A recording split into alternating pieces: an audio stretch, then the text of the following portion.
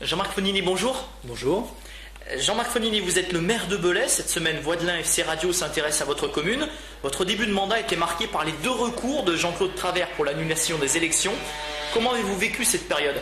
Le changement est quelque chose de difficile à Belay et on en a fait l'expérience.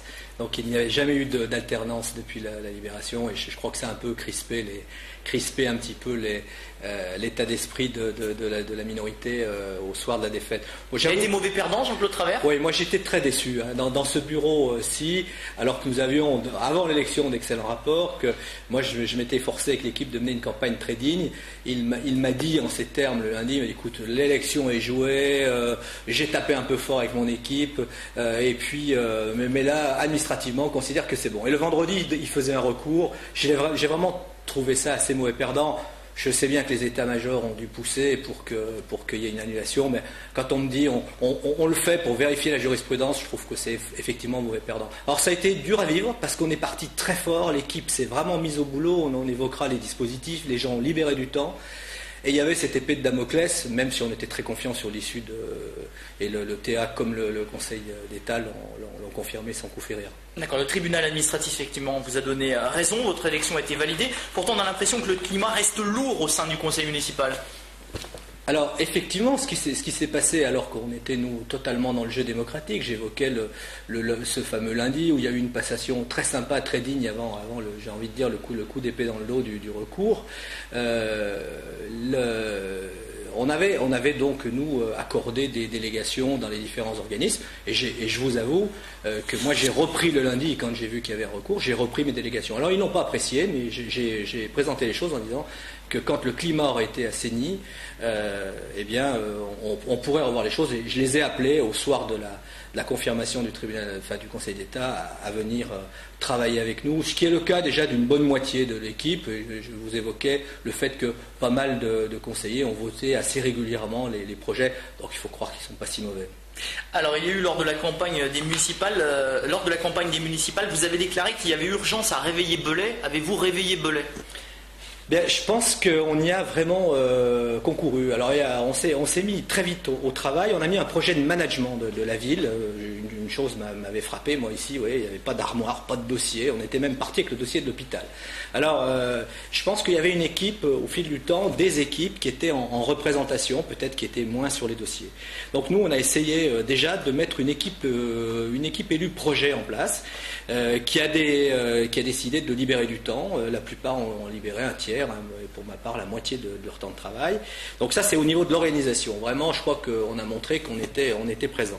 Et puis après je crois qu'à travers un certain nombre d'initiatives, mise en place des outils de démocratie participative, le conseil consultatif de l'enseignement, les premiers comités de quartier et d'autres initiatives de ce type, un véritable conseil municipal des jeunes actifs, on a soulevé le couvercle. Et puis je crois, on a bougé déjà la ville fortement par une politique d'animation forte qui, je crois, a atteint déjà pour partie l'objectif qui était de réveiller la ville.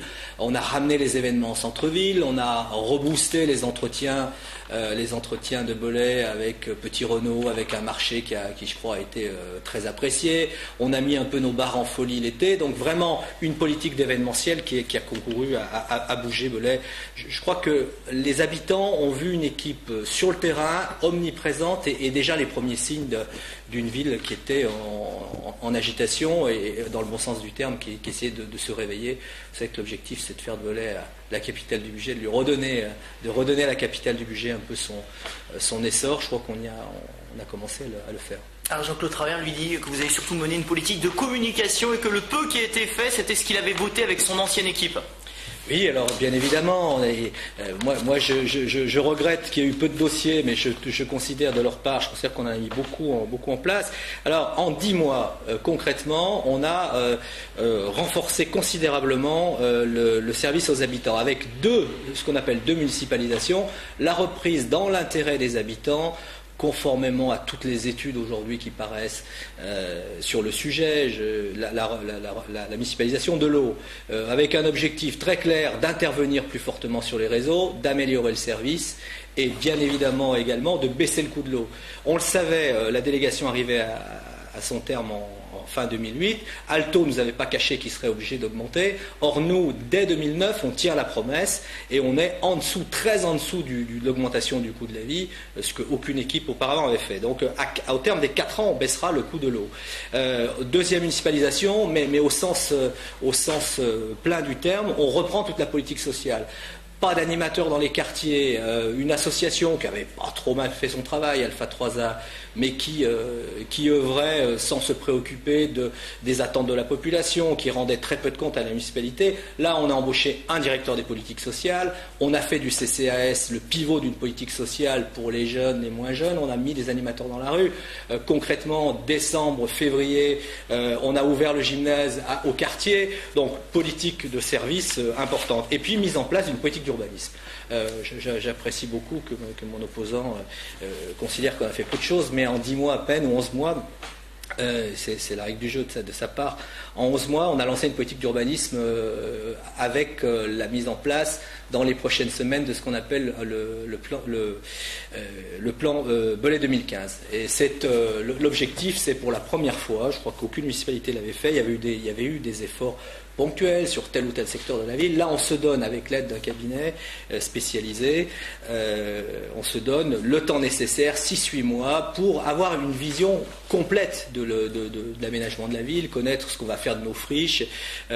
Donc, vraiment une politique ambitieuse. En matière de développement durable, on a lancé, en 11 mois à peine, un diagnostic énergétique sur 43 bâtiments publics. Politique de sécurité avec ces fameuses dents dans la grande rue qui posaient problème à tout le monde. On a enlevé ces dents. On a, avec la gendarmerie, travaillé à un renforcement de patrouilles dans la ville, mise en place d'une lutte anti-bruit par rapport aux scooters, aux véhicules. Donc beaucoup de choses. Les événements, j'ai rencontré avec mes élus, nous avons rencontré 2500 à 3000 personnes avec les 8 adjoints. Et j'ai veillé, moi, à rencontrer tout le monde économique. Nous lançons la semaine prochaine, en période de crise, une journée avec tous les acteurs économiques du secteur. Donc on a rencontré tous les chefs d'entreprise, on communique régulièrement avec eux. Je pense qu'en peu de mois, on a montré non seulement un style nouveau, mais des mesures assez concrètes. Et puis des travaux. Alors la première année, je le dis, est une année où on a mis en place un projet de management de la ville et ça me paraissait manquer. Je prends une illustration. Il y avait trois directeurs des services, des directeurs généraux des services. 2 qui étaient en activité, un vrai info, et puis un 3e qui était payé alors qu'il n'était plus en activité. Bon, on a mis de l'ordre là-dedans, on a essayé de rationaliser, on a embauché une jeune DGS. On avait un directeur des services techniques qui était l'ancien adjoint, on a recréé un duo, donc on a mis de l'ordre dans la ville durant cette première année. Mais il était hors de question qu'il n'y ait pas en même temps un programme de construit, et notamment de travaux. Et là, la mauvaise surprise de ce début de mandat, c'est que si il y a effectivement eu un 3e gymnase qui a été lancé, fort opportunément par nos prédécesseurs, on a de gros ennuis sur la conduite de ce dossier parce que l'architecte pêche, enfin la maîtrise d'ouvrage pêche, donc on passe beaucoup de temps à corriger le tir, mais la mauvaise surprise c'est surtout l'état des équipements publics et notamment des équipements sportifs. On a commencé des rénovations sur le terrain de tennis, demain sur le terrain de foot, on revoit le sol des gymnases, donc il y a eu un gros programme de travaux qui a démarré sur la fin de l'année et qui prendra de l'ampleur ce 2009. Monsieur Marconini, je vous remercie. Merci à vous.